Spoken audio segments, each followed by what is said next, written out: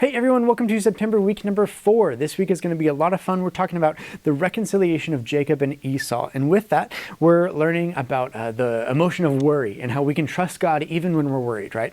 So Jacob was very worried when he was about to go meet up with Esau again, and how God still had it and God was still in control. And I want to just put a couple of reminders out there. One, all of what you do is extremely important, just connecting with these kids. And so even if you don't feel like you got any of the activities done, the activities are there for you to connect and to help them take that next step in faith. And so if you guys go off on tangents and it's all about who Jesus is and all of that, then go for it. Like, that's what this is all about. And so it's creating that relationship and a safe space where they can ask questions too. So remember that that's one of your main goals, is just to create that environment, to be that facilitator of the questions and see where that small group goes. It's not all about the activities and things like that, okay? This first activity does not have any direct relation. It's a connection activity. And so it's just a game to get the kids connected with each other and connected with you, and to build some of that trust and relationship there.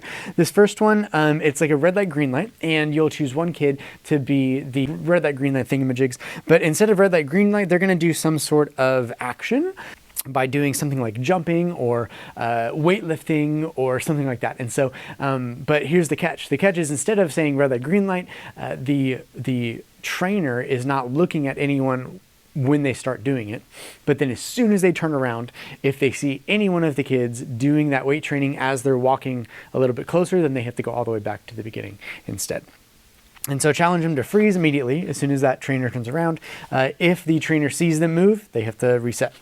Animal cards is going to be the next one. And these animal cards, basically it's just a warm-up activity where these animals do relate to the story by Jacob sends animals as an offering to Esau before he gets there. And so this one, you'll give each kid an animal card, and then they'll have to make noise of that animal without showing anyone else the card. And when they do that, then they're supposed to find matches to the other animals. Again, if you don't get to this, whatever. It's just an opening activity to get the kids warmed up.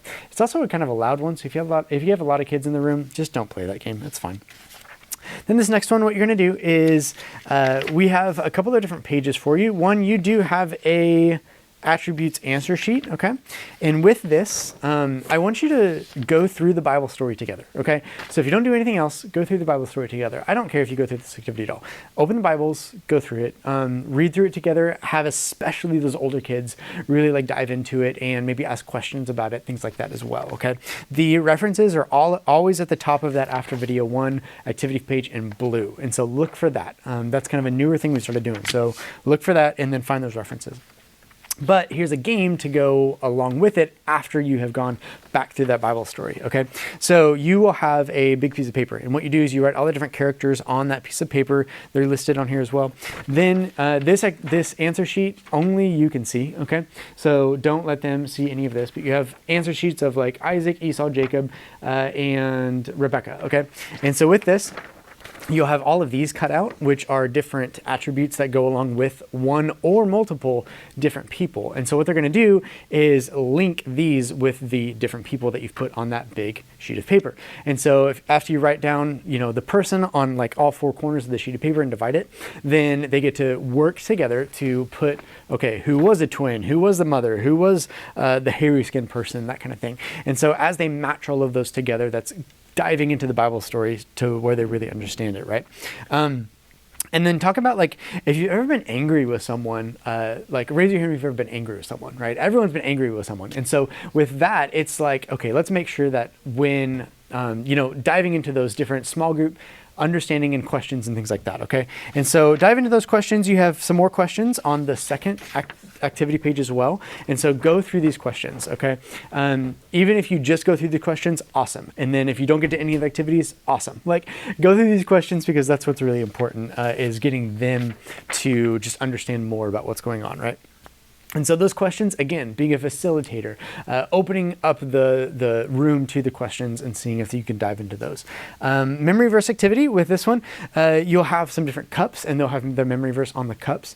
And with that, you can put them in like a bowling V, and then when they roll the ball, they're trying to knock down some of those pins. Now, whenever they knock down some of those, they won't be able to read those anymore. And so they'll have to say the whole memory verse, even though they can't see the whole memory verse anymore. And so go through the memory verse a couple times before you start that. That way they know what it looks like and everything. And then go through that game a couple of times.